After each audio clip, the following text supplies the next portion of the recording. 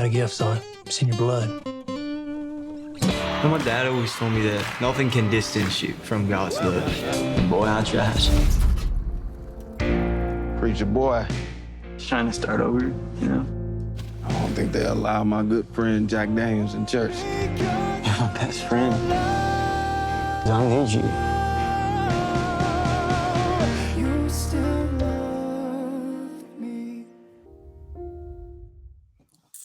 All right. So excited now to be joined, as you just saw the trailer there, the writer, producer, and director of this film, Southern Gospel, which is hitting theaters March 10th. Truly an honor to get a chance to get some time with you today, hear more about the story about making this film, and really excited to pick your brain a little bit. How are you? I'm great, Carly. It's great to be with you here today. Thank you for having me. It's been so nice just to chat with you and talk with you. You've done some really cool stuff over the last couple of years, and I really appreciate you having me on the show. It's been fun just chatting with you already, so this can be good. It is going to be good. Congratulations on this film. And we were chatting before we got started. I think there's a real need and a hunger for these types of films, certainly faith-based films, but not all of the faith-based films are going to look and sound alike. We need different versions of storytelling as well. So let's dive in. And what's the best way? This is a very personal story for you. So kind of set the stage a little bit on what people can expect when they see this. Well, I think that people could expect to see a really heartfelt, honest story. This is a story that was inspired by my family. So my family, they were pastors and grew up in an organization, and just my dad was had an event that happened to him when he was very young that made him very bitter toward church. And he got blamed for something that he didn't do and felt very unjustified in that situation. So it kind of led him down a road of joining a rock and roll band and not really having anything to do with church, God, anything like that for many years. And it was a tragic event that sort of pushed him back toward the dream that he had as a child of being a preacher like his father. So I think Southern Gospel is just the most honest take that I can have on how challenging it is. You know, we see about 150,000 churches in America, and when we drive by these churches every day, sometimes we don't really think, what's the story behind that one? You know, that's been there forever. Who started that? How did it get started? So this is kind of a take on some of the pain, the trials, the difficulty, the overcoming. My mom's character deals with a lot of issues of abuse that she experienced from her father growing up. And those things are triggered by a really difficult event later in their relationship. And my dad doesn't feel prepared to know, didn't know it existed, but didn't know how to deal with it. So it's really just a very raw, honest story. There's a lot of beauty, a lot of hope, a lot of redemption, a lot of great music in this film. My background is in music, so there's like 16 songs in the film, and we work with some of the greatest musicians. Dan Tominski, who's been, I think he has 14 Grammys. He did the voice for George Clooney in Oh Brother, Where Art Thou? That song, Man of Constant Sorrow, that got nominated for Oscar and all that stuff. Dan sang that, and he's in our movie. He sings a song in the movie on camera and sings another song in the movie. Then Rhonda Vincent, I think, who has like 7 nominations and 1 Grammy Award. Her version of I'll Fly Away is in the movie. Her daughter has a song in the film. So the music is just incredible in the film. So it'd be kind of like a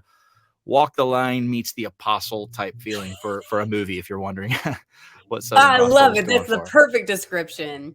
Oh, so much stuff I want to get in there too. My first thought was, I love that you're taking an honest look, because I do think there's so many people that relate to when churches and people in the faith let them down. Right. And I think it's something we as church and followers of Christ need to start addressing and talking about, I think, a little bit more, because so many people, like you said, have been turned away from the church because of that. I believe so. I think in the trailer there's a question where, he asks the character of T.L. Whitmore, you've told me you've never made one mistake in 30 years. And the guy stands up and says, not one. And I think that mentality of that I'm perfect, or I don't do anything wrong, or even, the kind of the presentation from a lot of Christians who are afraid to admit that they're just as flawed, sometimes even more flawed than anyone else. That presentation doesn't connect well with a culture that's really desiring a lot of authenticity. I Mhm. personally think that when you look at Jesus, you see someone who's the most authentic person that you could ever possibly meet. Reconnecting with Peter on the beach after Peter betrays him, and he cooks Peter breakfast Mm. without saying anything about, oh, by the way, you're one of the three closest people to me, and you just did the worst thing that you could ever do. Mm. So how do you respond to that? I'm going to cook you your favorite meal. Aw. So I think when you talk about authenticity, we've got some history there that if we're supposed to be Christ followers, we should be authentic people that are willing to um, show who we actually are. We don't have to be afraid of mistakes that we've made or how hard life can be, or try to paint a different picture of it. We can talk about redemption and how that's part of our story. I mean, Paul even talks about, he says, my weaknesses are the actual things that make me strong. And so I think that the trying to present strength all the time can really distance people from the outside that are looking at our story. But as a matter of fact, I'll just be honest, in the early iterations of my script, this is my dad who was I was modeling this character after. A lot of people didn't like his character. They were like, oh, he's too, perfect. And I'm thinking, well, this is my dad. What do I do about that? And so I would go back to dad. I'd be like, Dad, can I make it a little more? He's like, son, you're making me an angel. He's like, tell it like it is. And it was only, when I started exploring with telling that true side of who he was, that people started rooting for him. So yeah, we really tried to tell a very honest story of failure, pain, hope, redemption. Talk about how this then, because you're now a pastor of your own church, and this kind of led not only this story that we're going to see in Southern Gospel, which I do want to go back to the music though, but I do want you to touch on for people just learning about you and your story, what you're doing today, because it's pretty impressive how God is using you. Yeah, I was. Thank you. I was a recording artist for almost 30 years. I was on Myrrh Records in 1991. I was in one of the first Christian teen bands called Area Code. Then I had a solo album with Word.